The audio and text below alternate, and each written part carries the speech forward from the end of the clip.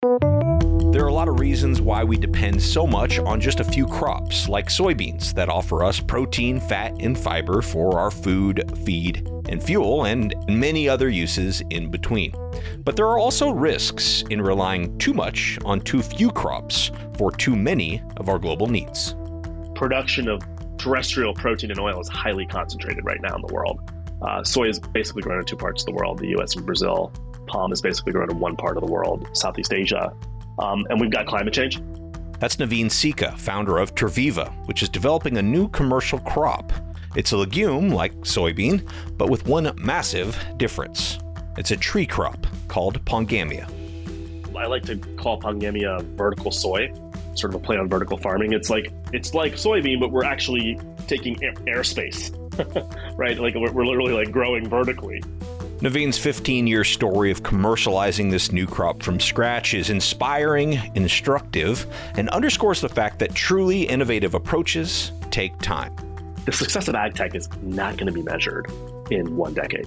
It's going to be measured over decades. I want to see pongamia continue to be that example of an ag tech innovation that continues to deliver. The story of Terviva on today's Future of Agriculture podcast. Hello, fellow ag nerd. Thank you so much for joining me for another episode of the Future of Agriculture. My name is Tim Hamrich, and every week you and I get to hear from the founders, farmers, innovators, investors, the people shaping the future of the ag industry. Today's episode, in a lot of ways, is long overdue. For the past 15 years, today's guest, Naveen Sikka, has been working to commercialize the pongamia tree. There are several things that are special about this emerging crop, which Naveen describes as a supertree. First of all, it's a legume. So like soybeans or peas or lentils or chickpeas or any other legume for that matter, the plant forms symbiotic relationships with nitrogen-fixing bacteria. So in short, it can fix its own nitrogen from the atmosphere. Although the crop does still require fertilizer, but just a fraction, particularly when it comes to nitrogen, of what a lot of other crops might require. Also, like other legumes, the beans from the pongamia tree are very high in oil and protein. But unlike those other crops, it is a tree, which can have benefits in terms of productivity, soil health, and adaptability to certain parts of the world. So you have this super tree that is a nitrogen fixer and is a perennial and is adapted to both periods of flooding and periods of drought, and most of all produces a versatile and nutrient-dense crop. So Naveen's going to share quite a bit more about pongamia, but I thought we'd start off by answering this question of, why all this effort for this particular tree? And it is indeed a lot of effort. Naveen and his team have had to attack this from really every single angle to turn this tree into a viable commercial crop. Things like developing genetics, growing practices, markets, processing, attracting interest from farmers, and educating potential consumers, just to name a few of them.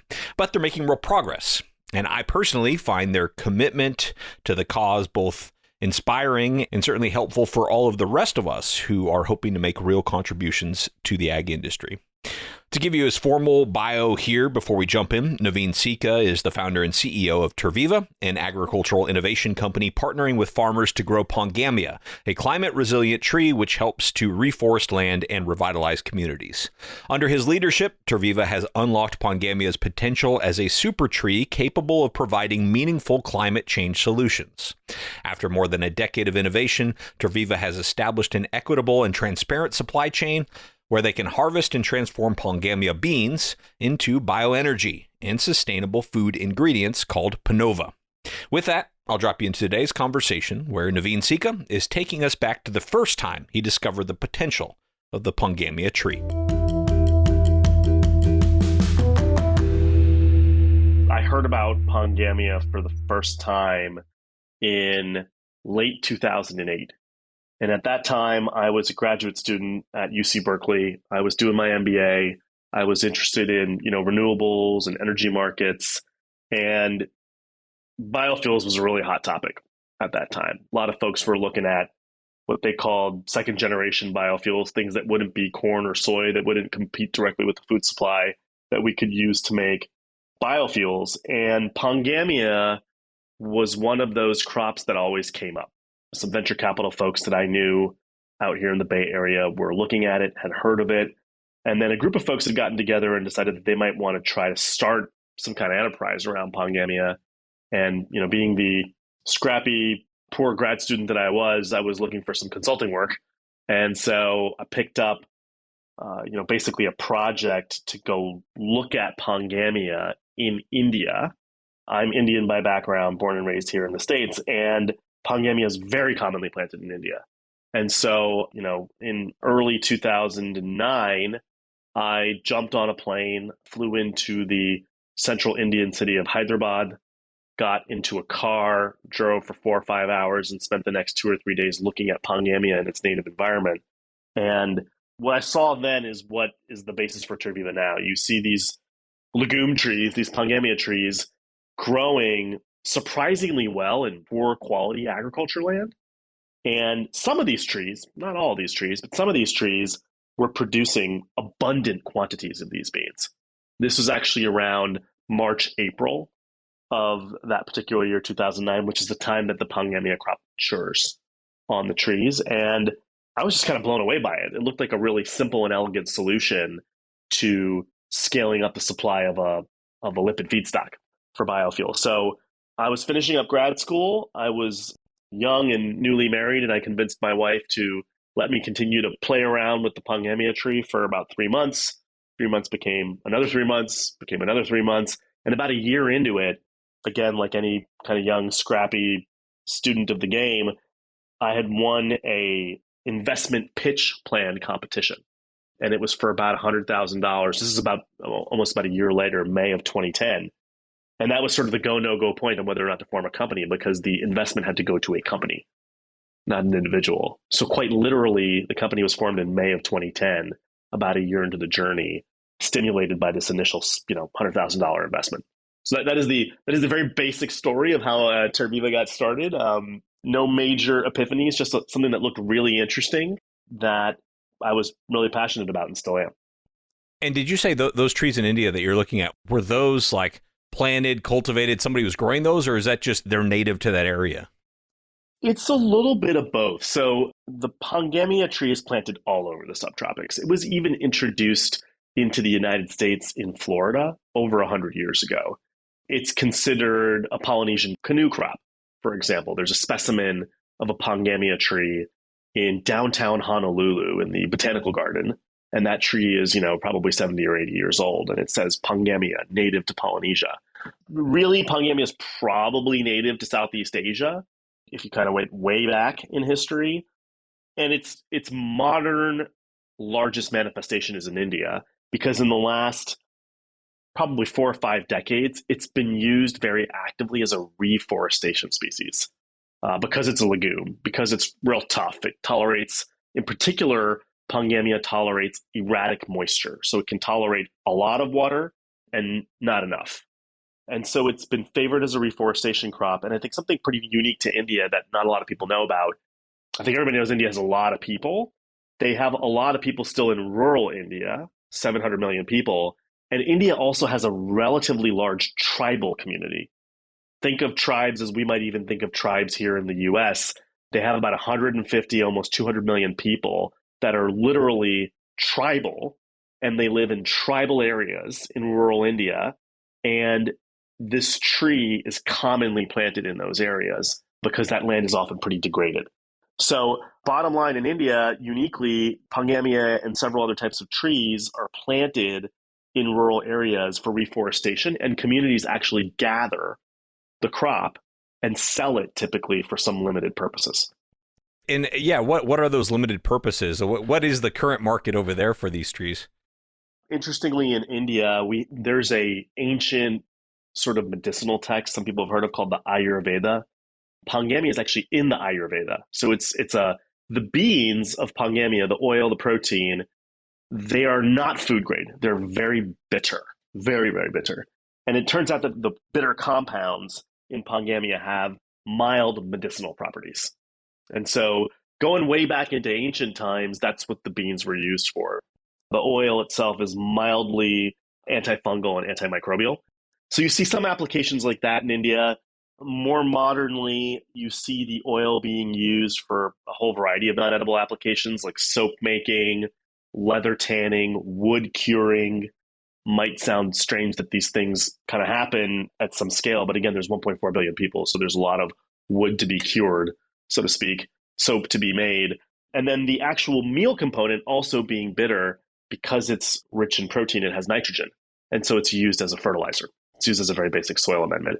And that market, Tim, is pretty small, even in India, maybe 25 to 50,000 tons. There's far more trees planted in India than just the amount of supply that's being used. And that's because, again, the principal purpose over the last 4 or 5 decades was for reforestation.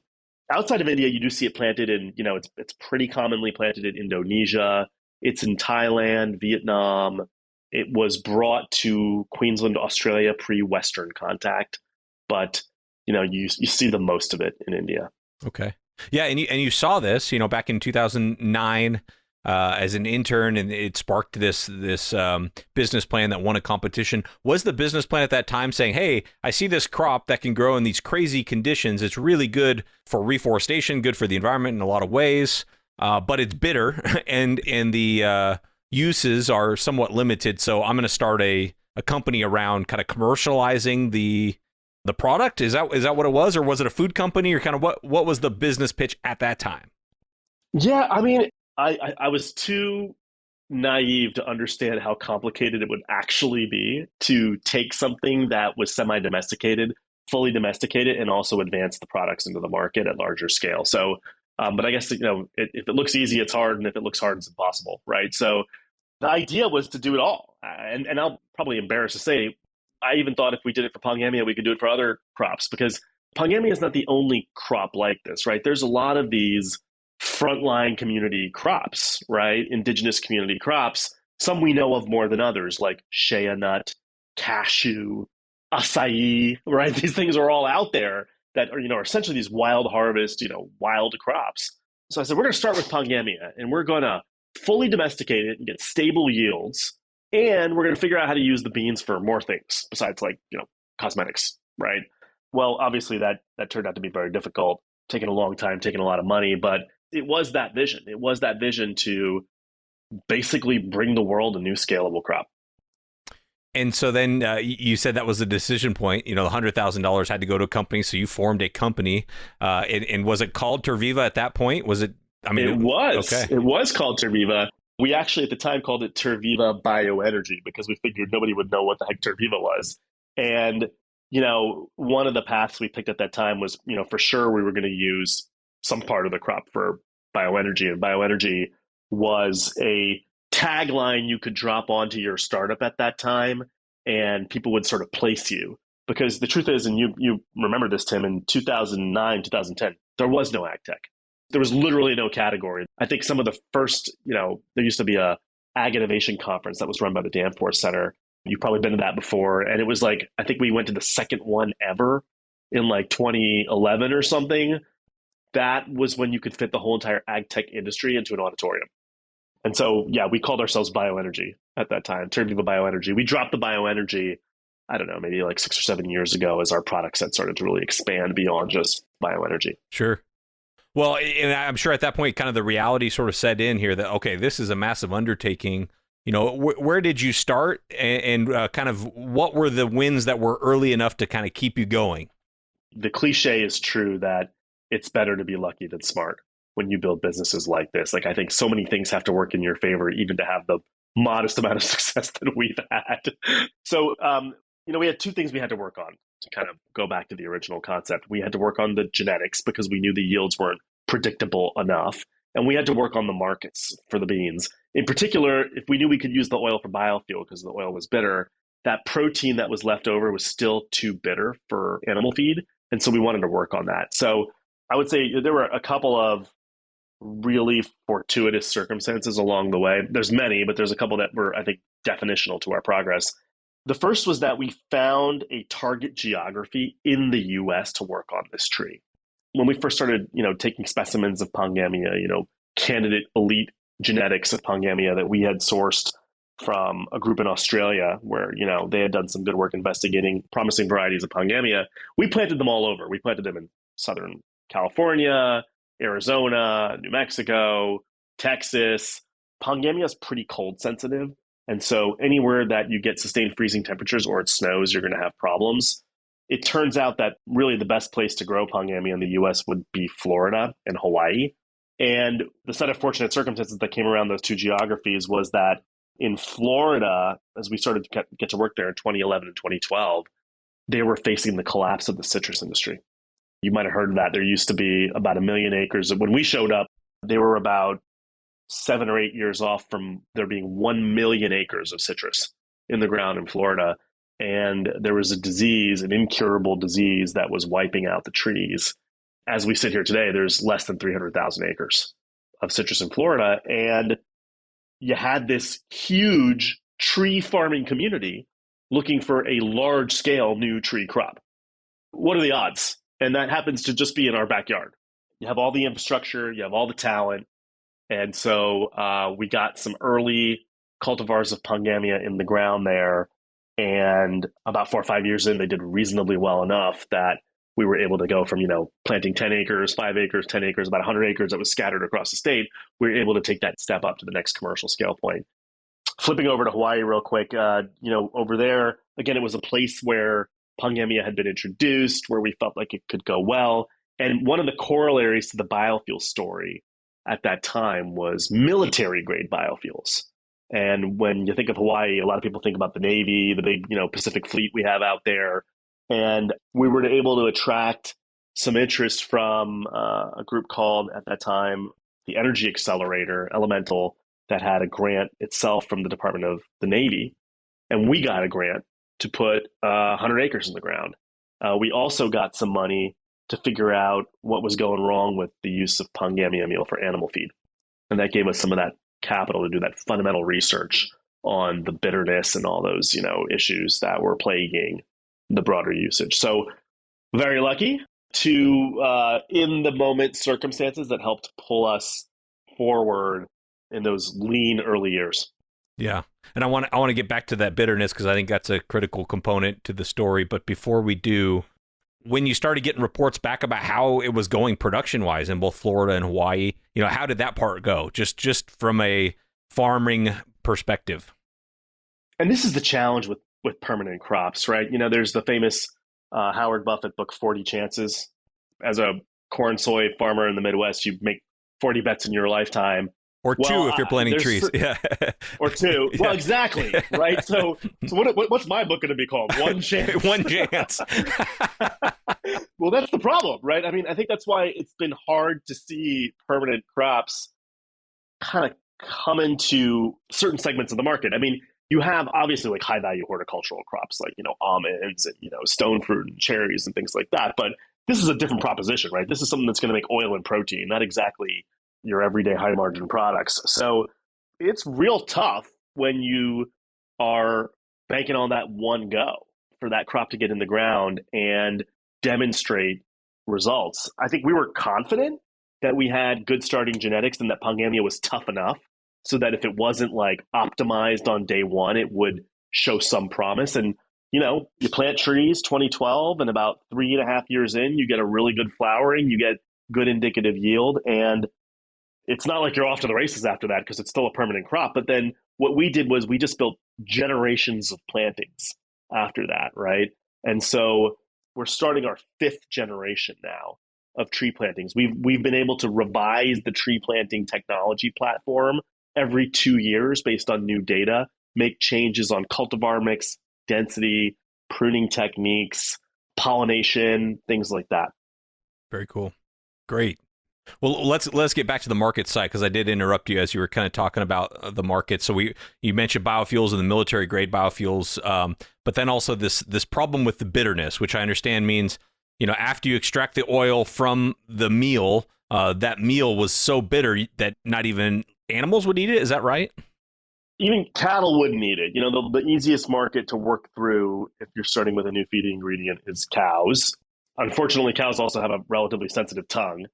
And so the bitterness was a real detractant. We did a lot of studies with Texas A&M, amazing research team there.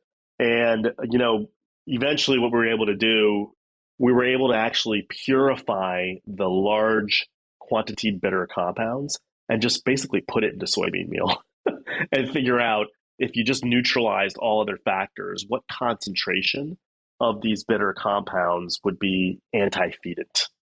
And I mean, good news, we got good data. Bad news, the threshold was really low, which I suppose isn't that surprising, right? Because if it was pretty high, probably people would be using pongamia meal in cattle in some, material capacity in India.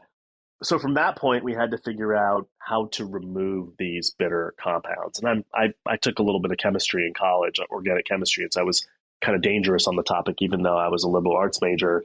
And a young team, we were able to kind of get in there, look at some of the chemistry around these compounds, come up with kind of a targeted set of ways to remove them. We knew we didn't want to have to create some bespoke, complicated equipment. So we just went straight to like basically soybean type solvent extraction equipment. And we were like, well, what if we futzed with the process conditions, the type of solvent, so forth and so on. And, again, just amazing luck. It could have been that it took some real esoteric cocktail and equipment to actually remove almost all of those bitter compounds, because that threshold was so low. Texas A&M told us that threshold was so low about the bitter compounds that we need to remove. It turns out that there's actually a relatively abundant common solvent, ethanol, that one can use to remove these compounds. It could have been, something crazy, God knows what, right? The benchtop results showed that we were able to people use ethanol in soybean type solvent extraction equipment. So we were able to kind of flip into that a little bit. And, at this time, I'll bring us back into the right timeline. We started planting in Florida in 2012. So by around like 2016, 2017, the trees are actually looking pretty good.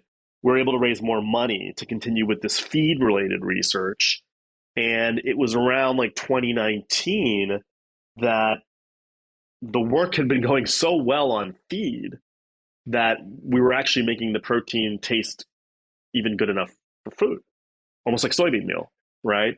We milled that pongamia debittered meal into a high protein, non-gluten flour. We made all kinds of food applications around that. We were actually able to do something similar with the oil to make it edible. And if you think about 2019, right before COVID and right after, the plant-based food category was exploding. And so we were able to capitalize on that momentum with investors to really pull forward those ingredients into the market. It seems like there's like enough layers to your story here that like wherever the tailwinds happen to be in the market, there's some piece of the story that sort of catches it. Whether it's biofuels or plant-based foods, or I'm sure we're going to get more into the carbon aspect of this. Like there's enough to this story here where you're able to continue to ride these tailwinds. But I do want to talk about funding here for a moment, specifically something like this that is very outside of the bounds of like a pure software play that maybe a venture capitalist might be used to in terms of time horizon and complexity. How has that part of the process been? And I don't want to make too complicated of a question here, but ultimately my question is going to this. You're competing in what is essentially a commodity market with soybeans and palm oil. And so like, how hard is that to raise money and ultimately kind of be competing in a tough, low margin business? Yeah, it's crazy hard. And there's several important points to your question. Yeah, and by the way, we've raised like, if I count every single dollar that we've cashed, because we're in the middle of the financing right now, we've raised over $140 million. So we've been able to put together, plenty of capital. Most of that capital has come from non-traditional investors like family offices, but we do have venture capital dollars. We do have growth equity dollars. We have strategic capital as well from big corporations now. We still position ourselves as a biotech company, right? And there's a way that biotech companies get funded, especially if you think about, pharmaceuticals. It's a kind of a risky bet on a novel molecule, in our case, a novel platform for producing oil and protein. Everybody knows that the soy and palm sort of systems for making oil and protein are under stress from various factors. And so there were enough people around to say, okay, like I'm into this. I'll write this check. I think one of the big differences is that, when you do pharmaceuticals, the promised land is that, Pfizer or Eli Lilly kind of sweep in and, buy the novel molecule for like billions or whatever. there's no real analog, unfortunately, for not only if I would say for pongamia, for ag tech in general. I would say that's where the analogy breaks. And so, like you said, we were able to show that there was enough of a platform here, a biotechnology platform for plant protein, for plant oils, that got enough folks attracted around the business. I think the hard part, this is probably hard for all of ag tech, is that unfortunately the cycles of the industry do not align always to the cycles of your capital needs, right? So, for example, the biofuel business went into real hiatus after a lot of capital was thrown at it. From 2012 to 2018, 2019, if you went out there trying to fund a biofuel startup, you'd be dead, right? Investors were writing those checks. That business had just kind of closed for a little while. It's back now, but it closed for a little while. Similarly, if you're out there right now pitching a novel plant protein, you're dead, man. The checks aren't there for it, right? So, I think you got to have that balance to be able to do this. And so as you're scaling this from 0 acres to where you are today, how do you get access to the processing capabilities that you need to actually try to build this infrastructure from scratch? Another huge challenge, right? Because, I alluded to earlier, we were able to use soybean type equipment, but it needs some mods. And there are huge economies of scale to that kind of equipment in most developed ag systems, right? So there's a couple of ways we approach it. One, when you go to emerging markets, and we are targeting emerging markets with pongamia for the simple reason that these are protein and oil hungry parts of the world, like Asia, that don't actually have soybean. They're actually importing a lot of it. So Southeast Asia, India, there, the economies of scale are better than here. There's lower barriers to entry in setting up processing equipment. CapEx is cheaper. And often there's some existing underutilized crushing or solvent extraction equipment that we can use. So even today in India, we harvest thousands of tons a year of these beans, and we actually use third-party facilities to process them. We make raw feedstock for biofuel that we sell into European and Asian markets, and we make an animal feed, actually, that we sell into the Indian market, and we use third-party equipment to do that. Flipping it back over to setting up a brand new supply chain of something like this in Florida, that's a challenge, right? That equipment, something in India that might cost you $4 or $5 million would cost you 40 or 50 in the US. And you need a certain amount of scale to support that asset. I can't quite share this yet, but we've been able to secure a partnership with the kinds of companies that you would expect, like call it an energy company and a grain company. Names you would know immediately. We'll probably be able to disclose it in about a month, but they're going to rep that processing for us. And if you guessed, you could probably guess correctly, so don't guess. Well, I won't guess, but I do know that a partnership that has been public, or at least I know you've talked about before, is the partnership you have with Mitsubishi. So maybe you could talk about that as far as how critical that partnership has been for you. Pretty critical. Going back to my answer earlier about, what's the equivalent of Eli Lilly or Pfizer for ag biotech, I think it's big strategic companies. I think they're the answers to pull us all through. In Mitsubishi's case, Mitsubishi's a pretty commonly known sort of name, I think, in the corporate world. They do lots of stuff. They do lots of stuff in our business. They own large grain processing assets. They own lots of land-related assets. They're in the fuel space. I'll just give you a couple of examples. We work in Australia. Pongamia is native. We're planting there. Mitsubishi happens to own the largest animal feed company in Australia. Pretty convenient. It doesn't mean that we get a free pass to just sell whatever we want, but it sure helps. Mitsubishi is a partial owner among a handful of partial owners of the company called Olam. Olam is really well known to be a large, agri company out there. So there's like 7 or 8 other examples with Mitsubishi. And so Mitsubishi was taking a look at Terviva. They actually first looked at pongamia, frankly. They were trying to get involved in the biofuel feedstock space. They decided pongamia was a winner, probably the biggest winner they could see. And then they came and found us. But, ultimately they felt like they could bring a lot of their business to bear to help us. And that doesn't always mean they're going to, set up a new $40 million processing asset in Florida that's going to require 10,000 acres before it becomes even usable.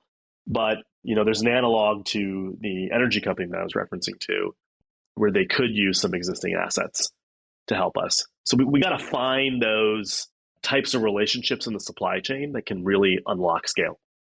Cool. Well, yeah, I'm excited to hear more about this other partnership that sounds like you'll be announcing in the near future as well. But I do think that's critical because, and this is a bit of a tangent, but one of my favorite episodes I've ever done, I did a deep dive into the history of developing the U.S. soy industry, and to see that 40 to 50 year period where it went from an obscure forage crop to one of the helpful assets of World War II, kind of getting the country through, and the amount of commitment it took over those decades, it kind of gives you, number one, a respect for how hard it is, but number two, it gives you an optimism for what's possible, right? So you hear about an obscure tree that you found as an intern going to India, and you're like, yeah, it's not going to happen overnight. Yeah, it's not soybeans today, but it is possible, and we've seen it happen over decades. And so I wonder how you've been able to maintain that long-term perspective, and how you get others to sort of embrace a more long-term perspective when it comes to ag innovation. Yeah. Well, first of all, I love that episode that you did. And I referenced that journey, soy, a lot when I talk about pongamia.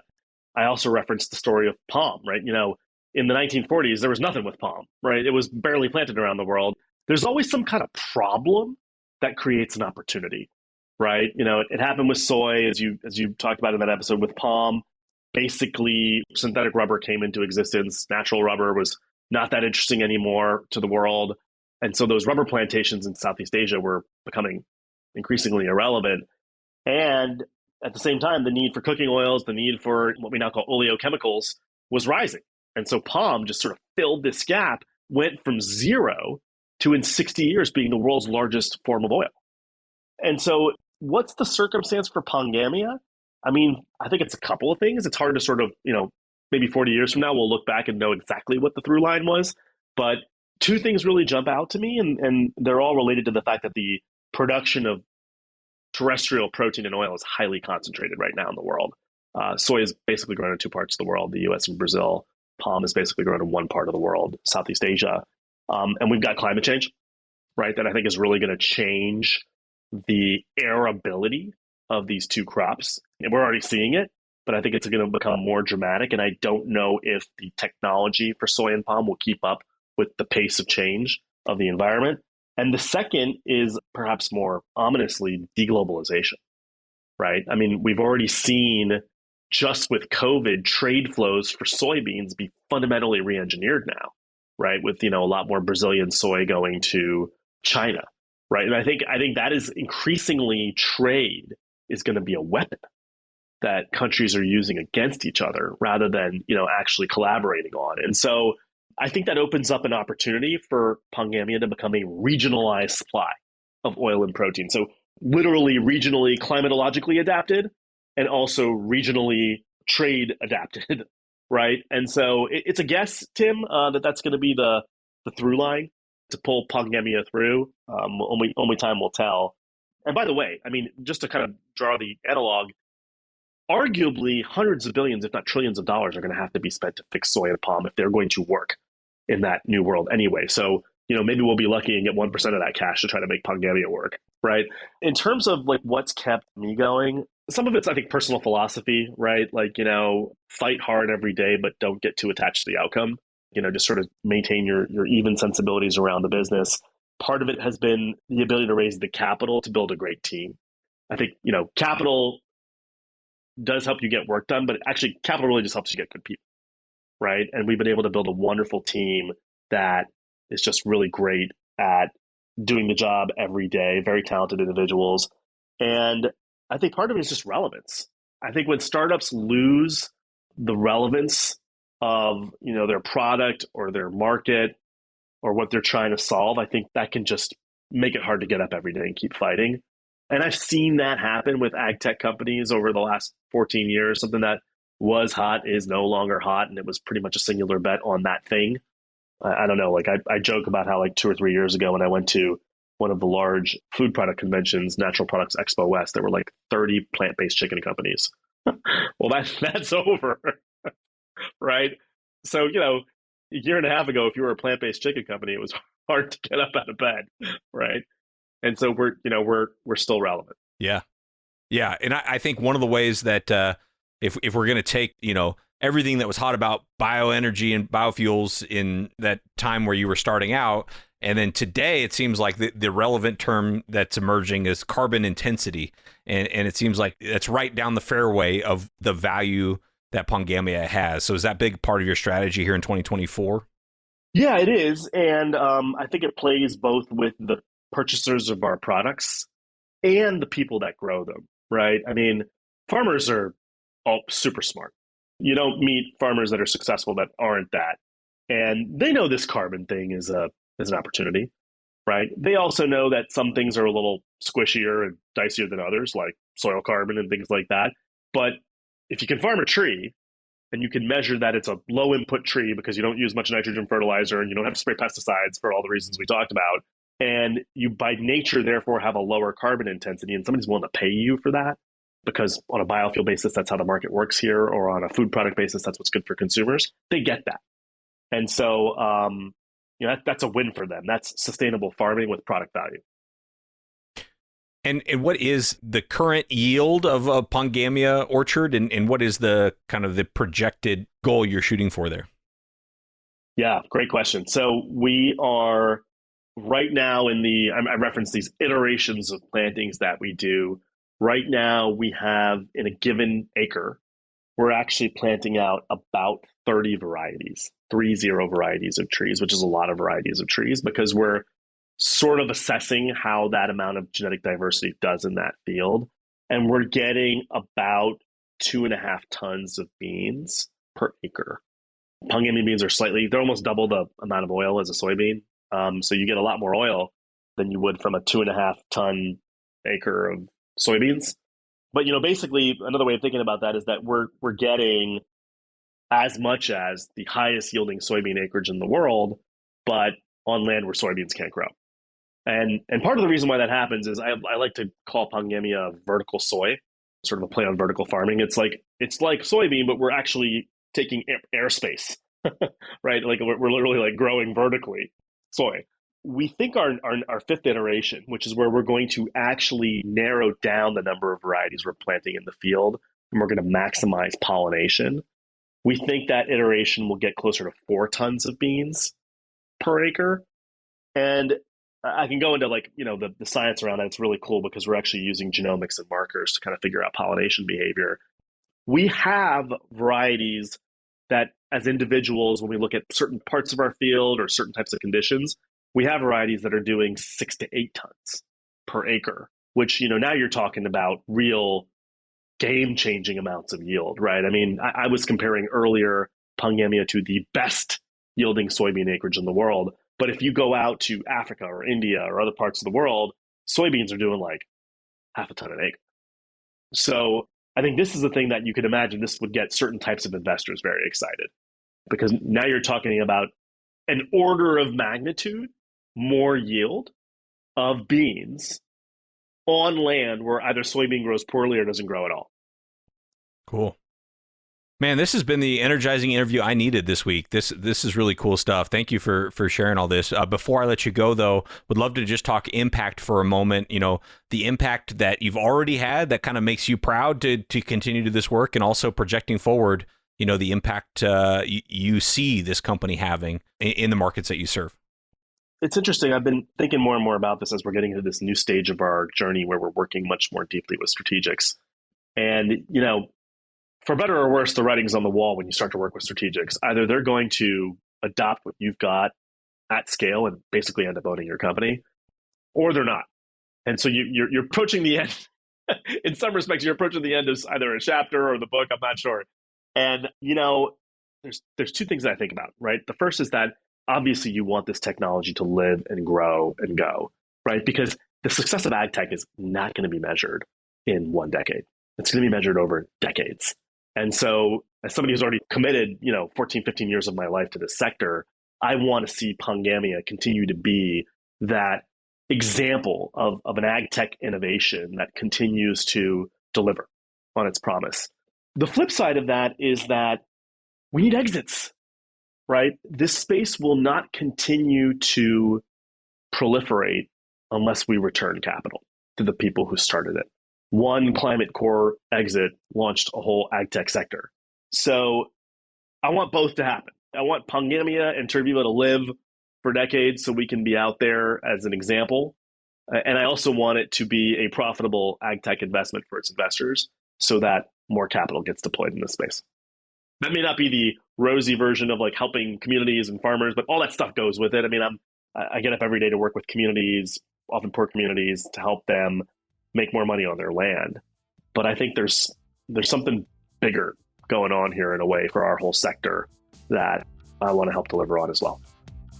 All right. Well, that is where we are going to wrap up today's episode. Thank you so much to Naveen Sikka of Terviva for being on the show. You can obviously go learn more about them over at their website, just terviva.com. And of course, that will be in the show notes as well. If you're like me, there might be a couple questions you're still wondering in your head, just a couple things that didn't make it into the episode that I just thought I'd add here at the very end. First one is if you're wondering about how labor intensive it is to harvest this crop, if you have to hand harvest each one of these pods. Naveen said the pods naturally dry up on the tree in the spring and can be shaken off using the same type of machines that they use to shake other crops, like almonds, for example.